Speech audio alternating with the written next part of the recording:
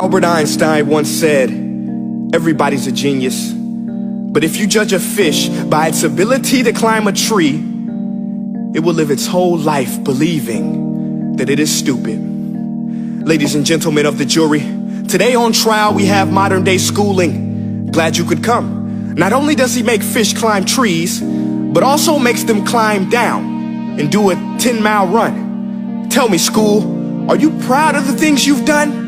Turning millions of people into robots, do you find that fun? Do you realize how many kids relate to that fish swimming upstream in class, never finding their gifts, thinking they are stupid, believing they are useless? Well, the time has come, no more excuses. I call school to the stand and accuse him of killing creativity, individuality, and being intellectually abusive. He's an ancient institution that has outlived his usage. So, Your Honor, this concludes my opening statement, and if I may present the evidence of my case, I will prove it. Proceed. Exhibit A. Here's a modern day phone. Recognize it? Here's a phone from 150 years ago. Big difference, right? Stay with me. Here's a car from today, and here's a car from 150 years ago. Big difference, right? Well, get this. Here's a classroom of today, and here's a class we used 150 years ago. Now, ain't that a shame? In literally more than a century, nothing has changed. Yet you claim to prepare students for the future?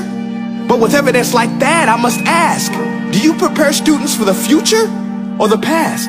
I did a background check on you and let the record show that you were made to train people to work in factories, which explains why you put students in straight rows, nice and neat, tell them sit still, raise your hand if you want to speak, give them a short break to eat, and for 8 hours a day tell them what to think.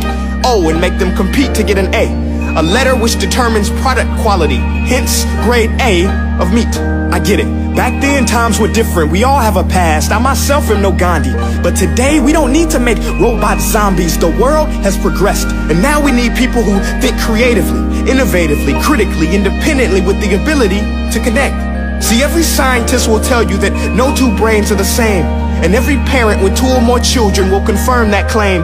So please explain why you treat students like cookie cutter frames or snapback hats, giving them this one-size-fits-all crap. Watch your language. Sorry, Your Honor, but if a doctor prescribed the exact same medicine to all of his patients, the results will be tragic. So many people will get sick, yet when it comes to school, this is exactly what happens. This educational malpractice, where one teacher stands in front of 20 kids, each one having different strengths, different needs, different gifts, different dreams, and you teach the same thing the same way?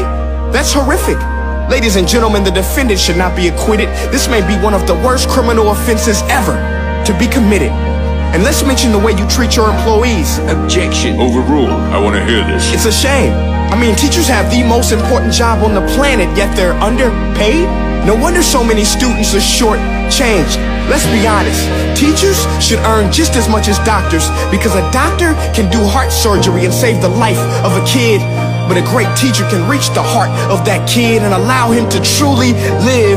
See, teachers are heroes that often get blamed, but they're not the problem. They work in a system without many options or rights. Curriculums are created by policymakers, most of which have never taught a day in their life. Just obsessed with standardized tests. They think bubbling in a multiple choice question will determine success. That's outlandish. In fact, these tests are too cruel to be used and should be abandoned, but don't take my word for it.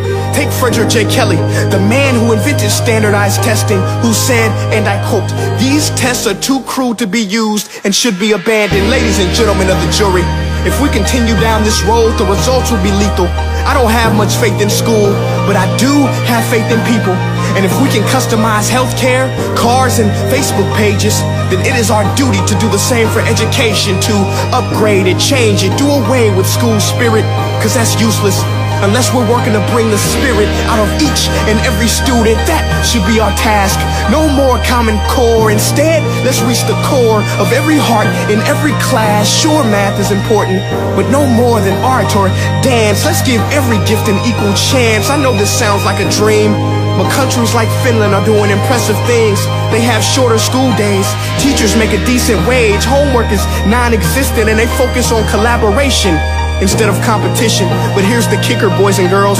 Their educational system outperforms every other country in the world. Other places like Singapore are succeeding rapidly. Schools like Montessori, programs like Khan Academy. There is no single solution, but let's get moving. Because while students may be 20% of our population, they are 100% of our future. So let's attend to their dreams, and there's no telling what we can achieve. This is a world in which I believe, a world where fish are no longer forced to climb trees. I rest my case.